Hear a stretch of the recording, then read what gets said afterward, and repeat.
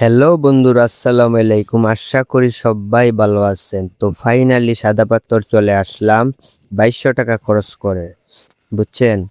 এবার নৌকার কাছে যাওয়ার জন্য সিঁড়ি দিয়ে চলে গেলাম। নৌকার কাছে যাওয়ার আগে উফ কি রোদ রে, টেনশন করলাম। ভাবলাম একটু ছায়াত গিয়ে দাঁড়াই, চলে গেলাম ছায়াতে। এবার আস্তে আস্তে নৌকার মাঝির কাছে চলে গেলাম। নৌকার মাঝিকে বললাম, ভাড়া কত ভাই? ভাড়া 800। হ্যাঁ, 800। 800 টাকা ভাড়া শুনে আর সাদা পাথর দেখতে গেলাম না। এই জায়গায় দাঁড়াইয়া সাদা পাথরের ভিউ তুলতাছি, দেখেন আপনারা। এবার মনের মধ্যে ইচ্ছা জাগলো কিছু খাই দে। কত হইলো এটা? মামাকে রাগ করে বললাম আমের দাম কত। মামা বলল 10 টাকা, পরে তাড়াতাড়ি বলল 20 টাকা। আমি বললাম আচ্ছা দিয়া দেন মামা। মামা আবার জিজ্ঞেস করলো মিঠা খাই দেয়নি মিঠা। আমি বললাম দেন। মামা দিতে লাগলো, এবার খাইতাছি। উফ কি টেঙ্গা ভাই। টেঙ্গা আপনারা বললেন মিঠা আম, অনেক ঠেঙ্গা তো।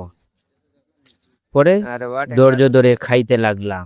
প্রথমে টেঙ্গা ছিল, পরে দিকে অনেক মিষ্টি, তাড়াতাড়ি খাইলাম। আবার খাইতে খাইতে জুম করে সাদা পাথর দেখতাছি, আবার খাইতাছি।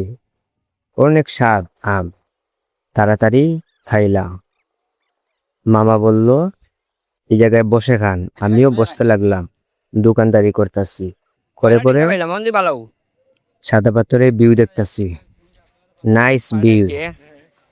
কিন্তু সাদা পাথর আর যাওয়া হলো না, বুঝছেন। এবার ক্যামেরা জুম করে পাথর দেখতে লাগলাম। উফ নাইস পাথর। 800 টাকা খরচ করে বলে যাব পাথর দেখার লাগিয়া। এই জায়গায় যাদেরকে দেখতেছেন সবাই আমার মতো শেষরা। এবার চলে গেলাম জুতার দোকানে। সাদা পাথর তো যাওয়া হলো না, তাই জুতা কিনে ভাবতেছি বাড়ি চলে যাব। কম কিটা? দেখি মামায় কত কয়। 300 টাকা, 350 টাকা বলে দাম।